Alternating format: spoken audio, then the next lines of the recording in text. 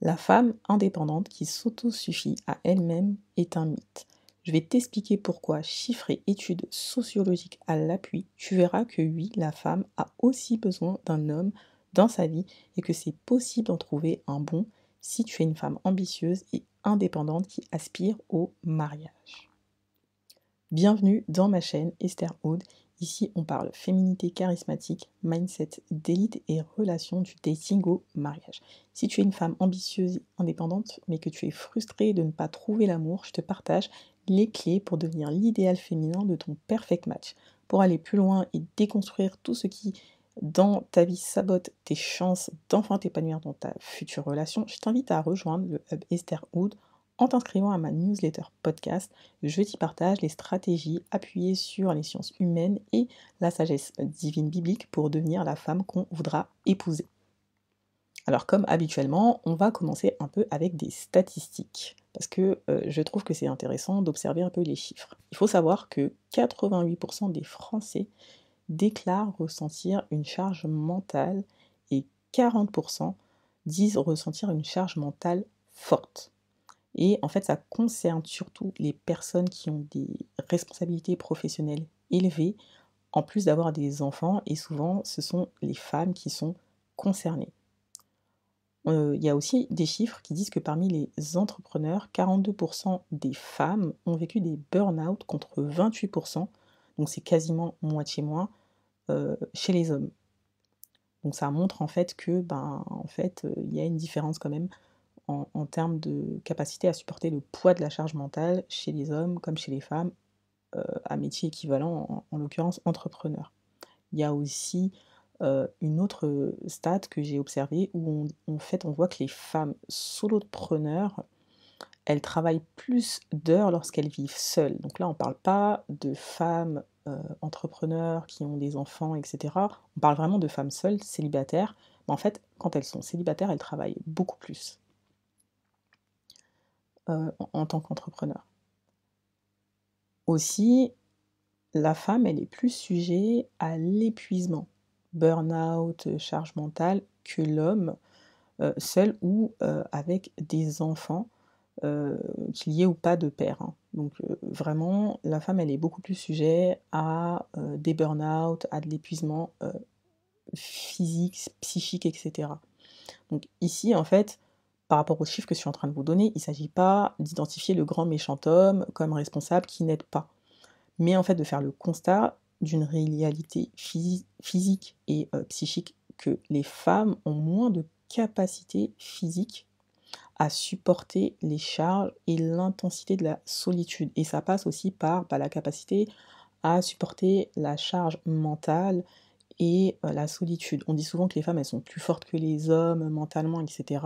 C'est pas faux, mais en fait, face à la pression, il y a une certaine dimension de charge que les femmes portent de manière plus difficile que les hommes, en fait. Et ça, on le voit dans les statistiques que je viens de vous donner.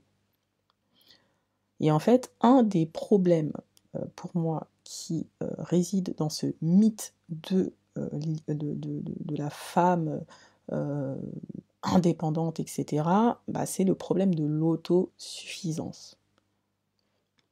En fait, pour moi, aujourd'hui, il y a vraiment un mythe, en fait, autour de la femme indépendante qui serait capable de tout faire toute seule, de tout gérer, etc. Et d'ailleurs, quand j'ai écrit le script, hein, de cette vidéo, j'ai repensé à la musique des Pussycat Dolls qui disait I don't need a man. Je sais pas si vous vous rappelez de de cette musique où les nanas, elles disaient en gros, j'ai pas besoin d'un mec, etc. Mais c'est complètement du grand n'importe quoi, en fait, c'est du bullshit. Cette idée selon laquelle la femme indépendante, elle peut faire tout toute seule, pour moi, c'est pas vrai. La femme ambitieuse, qu'elle soit seule ou qu'elle soit une maman solo, c'est-à-dire célibataire, sans enfant, ou qu'elle soit une maman solo, elle peut parfois se penser autosuffisante. Mais en fait, les chiffres, ils démontrent le contraire. Ils démontrent clairement que la femme, en fait, le fait qu'elle puisse pas déléguer un certain nombre de choses, c'est un véritable poids pour elle, en fait. Donc oui, effectivement, On peut dire que les hommes, ils sont imparfaits, qu'en couple, ils, prennent moins la charge des enfants et cetera. C'est pas faux. Après, ça dépend de comment vous décidez de vous organiser quand vous êtes en couple et cetera avec des enfants.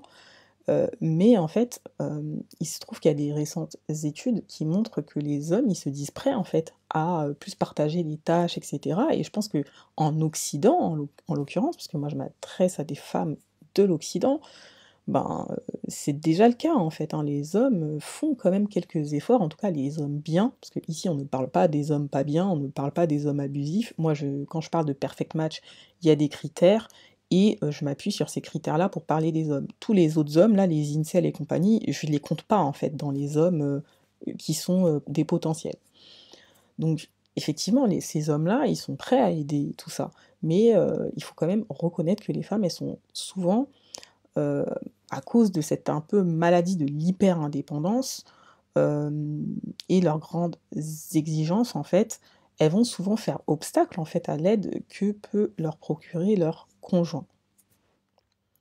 Le problème aussi de l'autosuffisance, c'est que on se rend compte que, bah et ça c'est des réalités auxquelles des femmes font face, quand elles sont célibataires et qu'elles entreprennent, bah, il y a une pression en fait à la performance. Il faut générer de l'argent, et c'est une vraie nécessité, en fait, le truc, c'est que, bah, dans ces cas-là, la solitude, elle ne pardonne pas, en fait. Quand tu es une femme seule, que tu dois gérer, enfin, je sais pas, payer tes charges, ton loyer et cetera et qu'en plus tu es entrepreneur, bah, tu as une charge encore plus lourde, et tu as, une exigence encore plus forte et une pression encore plus forte à la performance de générer de l'argent et donc, bah, cette solitude, elle ne pardonne pas, en fait et on a vu avec les chiffres que je vous ai donnés à l'instant, c'est que, bah, en face, les hommes, eux, ils sont un peu moins impactés, en fait, par cette, pression, même si évidemment, ils la subissent, tout autant.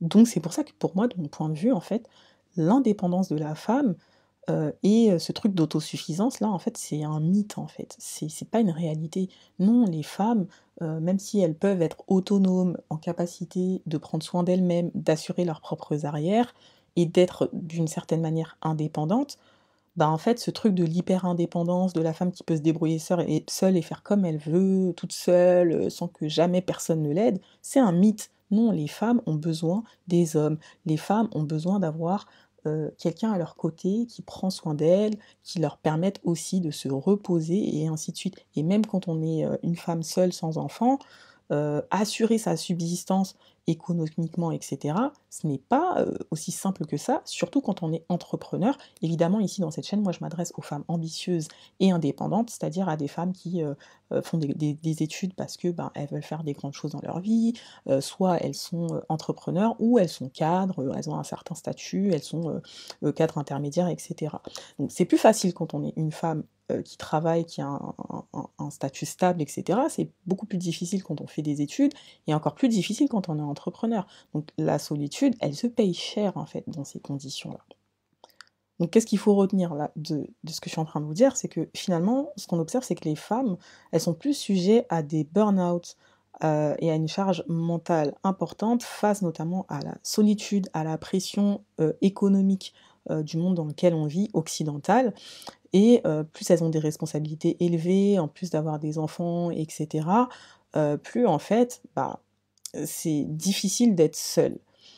Les hommes, eux, par contre, on voit qu'ils sont moins impactés, même lorsqu'ils sont seuls, même lorsqu'ils sont célibataires et donc c'est pas seulement parce que, bah, ils foutent rien dans le foyer, c'est pas juste parce que, l'homme, il est dans la maison et qu'il fout rien dans le foyer que, bah, il est, moins impacté par la pression, et ainsi de suite. Non, même quand il est célibataire, il est moins sujet à des burn-out de toutes les façons. Les femmes aussi, bah, ça montre qu'elles ont besoin de soutien et de pouvoir déléguer plus que, les hommes et on l'a vu, hein, certains hommes, ils sont prêts à soutenir les femmes, mais faut-il encore que, bah, les femmes, elles soient capables de recevoir leur aide. Bref, la femme indépendante qui s'autosuffit à elle-même, de mon point de vue, c'est un mythe parce que tout simplement ses capacités physiques et psychiques la rattrapent. Donc finalement, la vérité, c'est quoi? C'est que, bah, avoir un homme bien, encore une fois, je répète, à ses côtés, pour une femme, c'est vital. En fait, en vrai, franchement, faut se le dire, c'est une forme de question de survie, mais aussi d'épanouissement. Et ma chaîne, elle est justement là pour t'aider à déconstruire ce type de mythe qui, en fait, fait obstacle à ta connexion à ton futur perfect match. Pourquoi je dis ce genre de déconstruire ce genre de mythe? Parce que bah, dans ma chaîne, tu vois, je vais venir te parler de ces choses que peut-être tu penses, peut-être que tu crois, mais que en réalité, ce n'est pas vrai. Et c'est peut-être des choses qui sont en arrière-plan dans ton esprit, dans ta tête, hem, et qui du coup font obstacle en fait à ce que tu puisses rencontrer, bah, ton perfect match. C'est-à-dire la personne qui te correspond. Pas l'homme idéal, pas le mec parfait, pas le mec, alpha ou je sais pas quoi. Non, vraiment celui qui te correspond à toi. Donc voilà, pour ça, je t'invite, si tu veux aller plus loin justement et creuser vraiment dans, ces sujets-là et sur les stratégies qui vont te permettre de te connecter à ton perfect match, à t'inscrire sur ma plateforme, dans mon hub Estherhood. Et il se trouve qu'il y a une série en ce moment que, j'enregistre en podcast qui t'explique comment est-ce que l'esprit féministe, cet fameux esprit d'hyper-indépendance, en fait, te prive de ton perfect match. Donc voilà, n'hésite pas à t'abonner à cette chaîne si tu veux pouvoir connecter avec ton perfect match. Profite bien entendu de mes vidéos YouTube. Pour l'instant, je suis encore au début de cette chaîne, donc il n'y en a pas énormément. Donc profite aussi de t'abonner au Hub Estherhood où tu trouveras aussi des vidéos, enfin des newsletters et un podcast chaque semaine pour vraiment approfondir tous ces sujets et aussi bah, obtenir les stratégies qui sont appuyées sur les sciences humaines et la sagesse divine biblique pour devenir la femme qu'on veut épouser. Je te dis à bientôt et rappelle-toi qu'être choisi ne suffit pas, il faut l'être par le bon pour les bonnes raisons.